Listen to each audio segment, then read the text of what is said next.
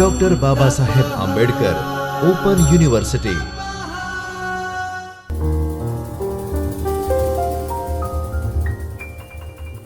Doctor Baba Saheb Ambedkar open યુનિવર્સિટીના ચૈતન્ય સ્ટુડિયોમાં આપનું સ્વાગત છે.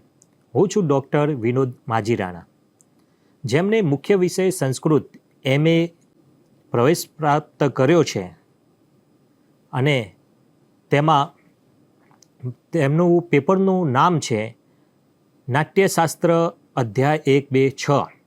પેપરનો કોડ છે MA SKT 02. તે અંતર્ગત વિભાગ 1નું નામ છે નાટ્યશાસ્ત્ર અધ્યાય 1, 2 અને 6. તેમાં એકમ 2 નાટ્યશાસ્ત્રના સામાન્ય પરિચય અંતર્ગત નાટ્યશાસ્ત્રના વ્યાખ્યાકાર, ભાષ્યકાર અને ટીકાકાર વિશે આપણે અભ્યાસ કરીશું.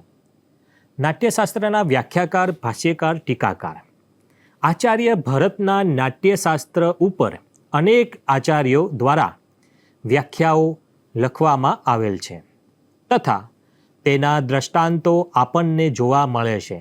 પરંતુ અત્યારે આચાર્ય અભિનવ ગુપ્તને અભિનવ ભારતી સિવાય કોઈ પણ ટીકા ગ્રંથ આપણને જોવા મળતો નથી.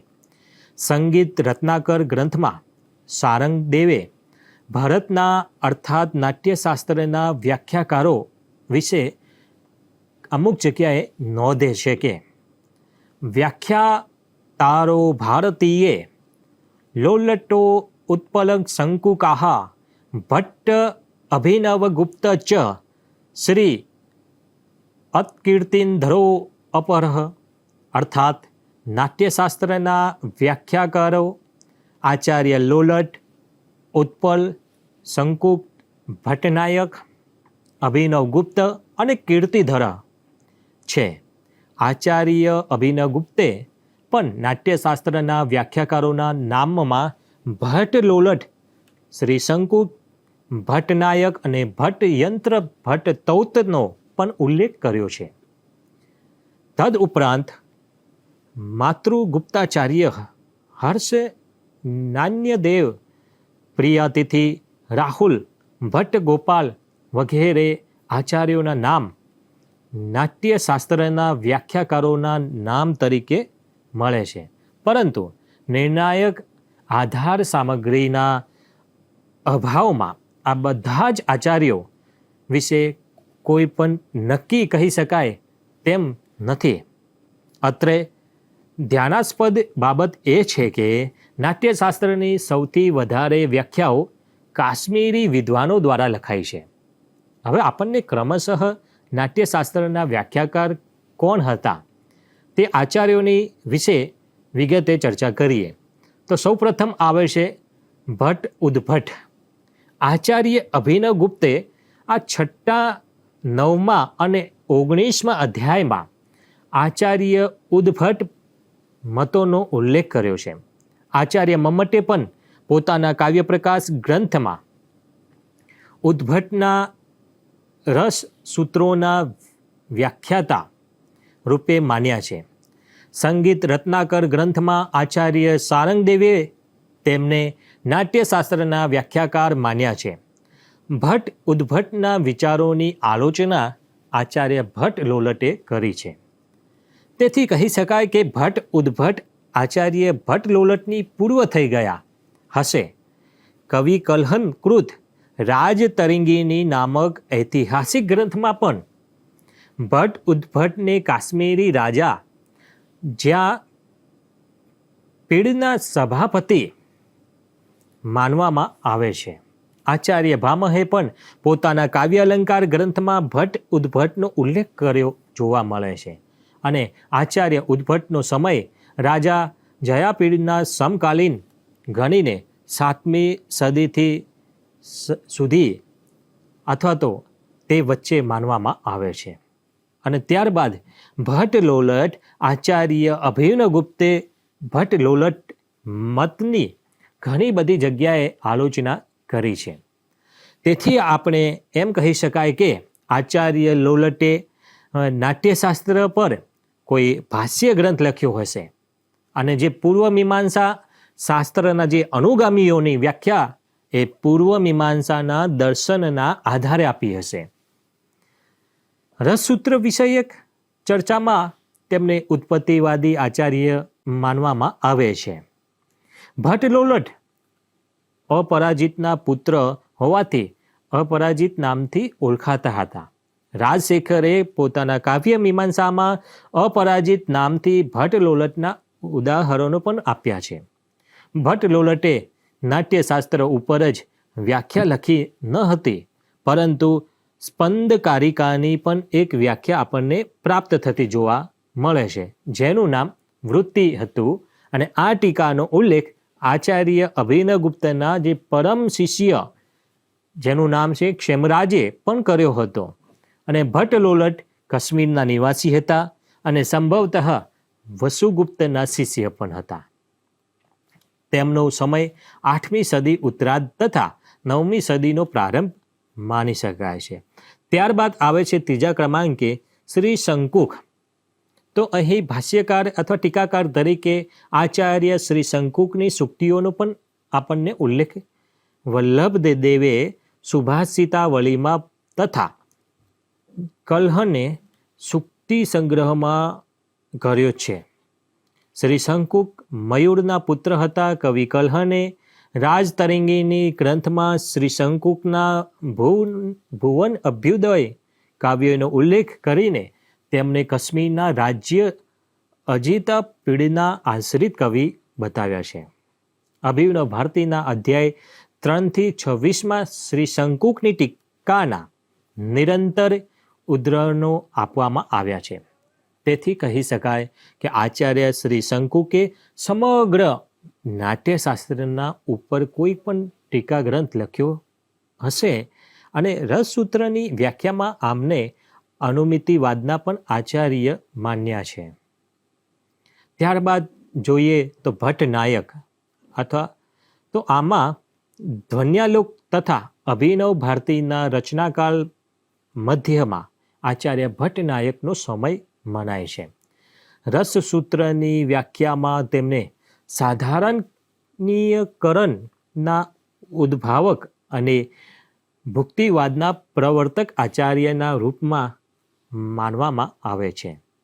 આચાર્ય અભિનવગુપ્તે તથા હેમચંદ્રાચાર્યે કાવ્યનું શાસન વિવેકમાં રૂપ્યક કે અલંકાર સર્વસ્વની વિમર્શનની ટીકામાં અને મહિયમ ભટ્ટે વ્યક્તિ વિવેક ગ્રંથમાં આ ભટ્ટનાયક 2 પદ્યોનો ઉલ્લેખ જોવા મળે છે. રાજાનક રૂપ્યક ભટ્ટનાયકને હૃદયપૂર્ણ નામ ગ્રંથના કર્તા કહ્યા છે. તેઓ આચાર્ય આનંદવર્ધનના સમકાલીન મનાય છે. રાજા અવંતી વર્માના આશ્રિત રાજ કવિ પણ મનાય છે. રાજતરંગીની અનુસાર તેઓ શંકર વર્માના સમકાલીન હતા. તેમનો સમય ઈસવીસન 880થી માંડીને 900 સુધીનો મનાય છે. અને ત્યાર પછી આપણે જોઈએ કે ભટ્ટયંત્ર. તો આ અભિનવ ભારતીમાં અભિનવગુપ્તે આચાર્ય ભટ્ટયંત્રનો પણ ઉલ્લેખ કરેલો જોવા મળે છે. તે સિવાય તેમનો કોઈ જગ્યાએ ઉલ્લેખ પ્રાપ્ત થતો નથી. સંભવતઃ આપણે નાટ્યશાસ્ત્ર ઉપર કોઈક વ્યાખ્યા કે ગ્રંથ લખ્યો હશે તેવું માની શકાય છે. ત્યારબાદ આવે છે આચાર્ય કીર્તિધર. અહીં આચાર્ય કીર્તિધરે તેમને ભાષ્યકાર અથવા તો ટીકાકાર તરીકે આપણે એ રીતે ગણી શકીએ કે અભિનવ ભારતીમાં માત્ર એક જ વાર આ આચાર્યનો ઉલ્લેખ કરેલો છે. તેમને નાટ્યશાસ્ત્રના પ્રાચીન ટીકાકાર મનાય છે અને સંભવતઃ તેઓ ઉદ્ભટના સમકાલીન અથવા તો તેમના પહેલાં પણ થઈ ગયેલા મનાય છે. અને ત્યારબાદ ન્યાયદેવનો ઉલ્લેખ આવે છે. તો અહીં આ અભિનવગુપ્તે ન્યાયદેવના ભરતભાષ્ય ગ્રંથમાંથી કેટલાક ઉદાહરણો રજૂ કરતા જોવા મળે છે. અત્યારે હાલ ન્યાયદેવનું ભરતભાષ્ય ઉપલબ્ધ છે અને ન્યાયદેવે ભવભૂતિના માલતી માધવ પ્રકરણ પર એક પંડિત્યપૂર્ણ વ્યાખ્યા પણ લખી હતી, જેમાં તેમને ભરતભાષ્યનો પણ ઉલ્લેખ કરેલો જોવા મળે છે.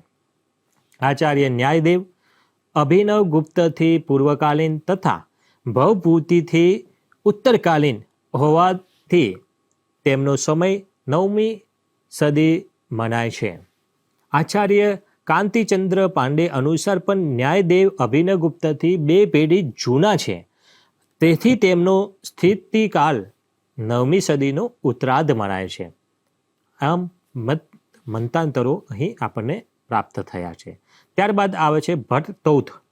આચાર્ય અભિનવગુપ્તે નાટ્યશાસ્ત્રની અભિનવ ભારતી ટીકામાં ભટ્ટ તૌથનો ઉલ્લેખ પોતાના ગુરુના રૂપમાં કર્યો છે તથા નાટ્યશાસ્ત્ર પર તેમની ગંભીર માન્યતાઓના નિર્દેશ છે.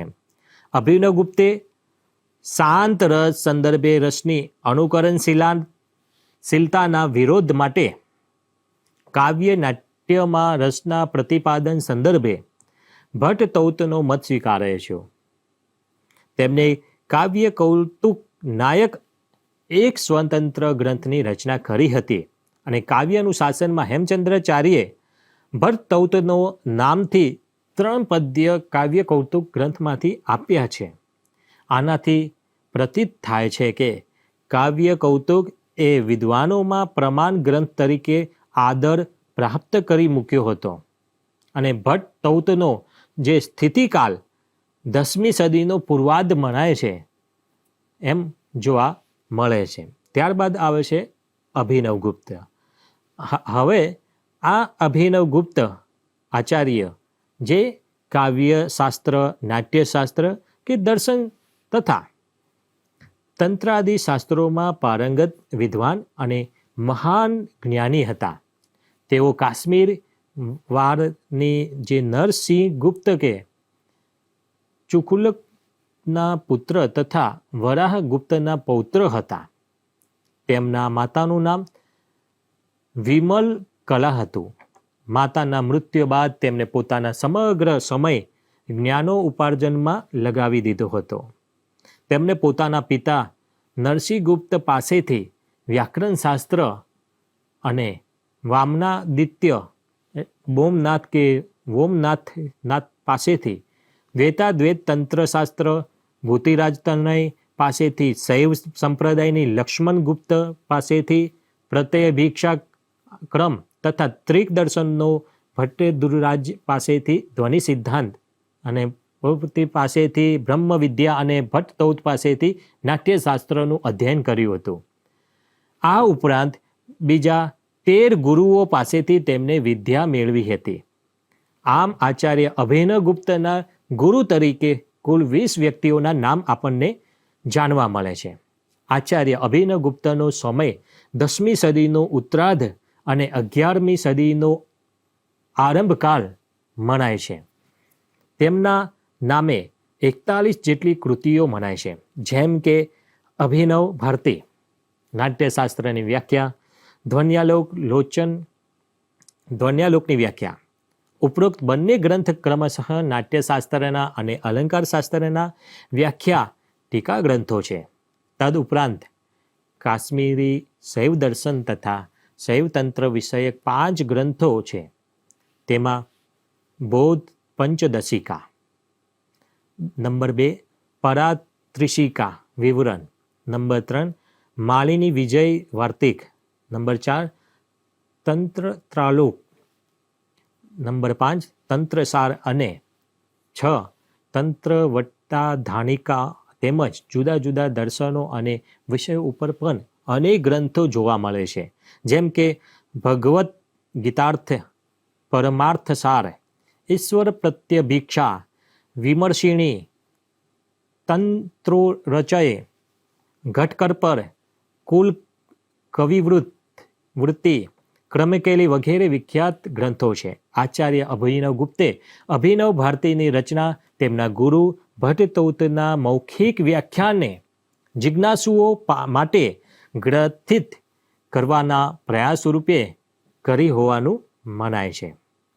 ઉપરોક્ત આચાર્ય સિવાય પણ નાટ્યશાસ્ત્રના ઉપર અનેક આચાર્યોએ વ્યાખ્યાકારો લખી છે તેવું મનાય છે, પરંતુ તેમના વિશે આધારભૂત કોઈ પુરાવા પ્રાપ્ત થતા નથી. તો વિદ્યાર્થી મિત્રો, અહીં નાટ્યશાસ્ત્રના વ્યાખ્યાકાર, ટીકાકાર કે ભાષ્યકાર વિશે આપણને માહિતી પ્રાપ્ત કરી છે.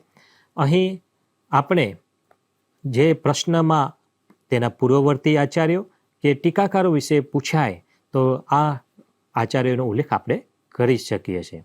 અસ્તુ, ધન્યવાદ. જયતુ સંસ્કૃતમ, જયતુ ભારતમ. स्वाध्यायः